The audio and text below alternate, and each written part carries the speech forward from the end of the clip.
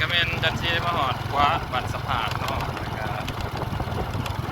ก็มีบาทผู้ใส่บาทสิมานำมานั่งกันอยู่เดิน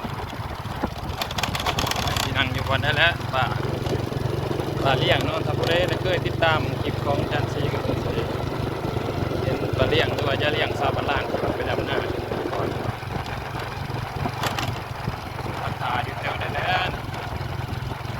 ปล่อยทีกับโมได้นำเนาะสำหรับรถสิขายรถนำทีขายกินไปนำสำหรับจันทีนี่มันขับสะๆเนาะเด็กๆหน่อยก็ควรเป็นตัวอย่างถ้าทางขาอยู่กับปั๊บที่วางได้เมียนคักแล้ววะนี่ฮะสังก็ใช่ล่ะนายยังน้ำมันเนี่ยโอ้ยหลุดเกลืออกดทายจะสิไปใช่ล่ะไปไทยอยู่บอกสิไปไทยสิไปลงทานตะพานม่วงเบิกเสียออกไปถ่ายอยู่หันที่กูว่าถ่ายอยู่บ้านล่านี่มันอยากรถอยากละคนดังมันอยากรถอยากล่างแถวล่าไปจะกลัวมากนี่ก็10,000เลยถ้าสันพัวจ้ะพวกกันนี่เลยนี่โทษเขากันดีนี่บ่ทำให้เบิ่งเนี่ยพัวฮะนี่มันตายเลยลูกมันยั่งฉันไม่ได้ตามก็นี่เลยเขาไม่ได้ตายเด้อโทรหากันอยู่บ่โอ้แล้ว ได้เบอร์คนน้ำไผ่ดื้อเอ้านี่ปะโอ้จิตว่าคอยเป็นงูอะไรวะ5-6 ปีแล้วยังจืดจ้ะเนาะไปขึ้นเมื่อเองเลยใครจะโทรเข้ามาบ้างก็เมื่อได้เนี่ยเดือดละ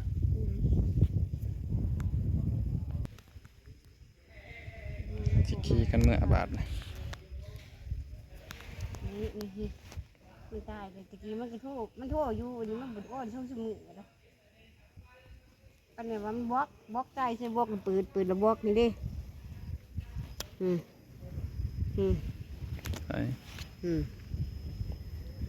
เปิดแล้วบ่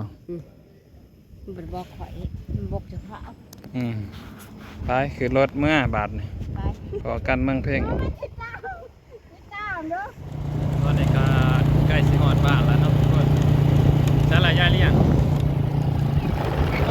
จากธนาคารยังสิหอดแล้วเนาะหอดแล้วเด้อทุกคนเอ้ยหอดแล้วเจเลี้ยงเกือบเจเลี้ยงผ้าเฮียลืมเสือแค่นี้ลงอันนี้หอดวัตถุดิบเดินพี่น้องสารวัตรกับบุมียังมาตอบมาฝากเนี่ยเนาะตอนเมียกับบักม่วงตอนลูกกับขนมพังผึ่ง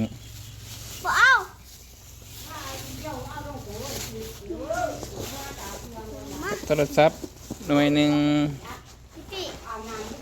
โทรศัพท์ห่างดอกเอาไปแปลงมันก็เร็วมาฮัดยัง288ก่อน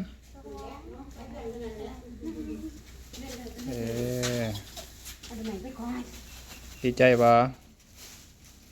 ดีใจบ่ทั้งตอนแป้งบ่ทำแป้งบ่